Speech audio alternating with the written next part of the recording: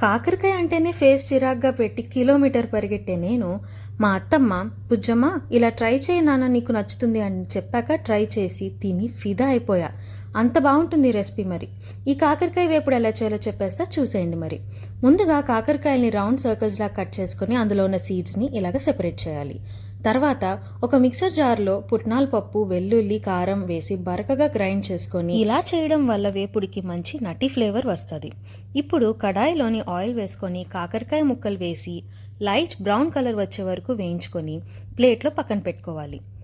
అదే కడాయిలో పోపుకు కావాల్సిన సామాన్లన్నీ రెడీగా ఉంచుకొని అందులో ఆయిల్లోని ఆవాలు, జీలకర్ర, మినప్పప్పు, ఎండుమిరపకాయలు వేసుకొని వెల్లుల్లి, కరివేపాకు, ముందుగా వేయించుకున్న కాకరకాయ ముక్కలు వేసి కొంచెం పసుపు, ఉప్పు, కారం వేసుకొని కాకరకాయ కుక్ అయ్యాక ముందుగా రెడీ చేసుకున్న మన పుట్నాల పప్పు పొడి వేసుకొని కలిపితే ఎంతో కమ్మగా ఉండే కాకరకాయ వేపుడు రెడీ. ఈజీగా ఉంది కదా. కాకరకాయ అంటే ఇష్టం లేని వాళ్ళకు కూడా నచ్చుతుంది ఈ రెసిపీ. ఇంకో మంచి రెసిపీతో మళ్ళా వస్తా. Until then don't forget to like, share, comment and save this reel. అలాగే కొంచెం ఫాలో కూడా చేసేయండి. Bye bye.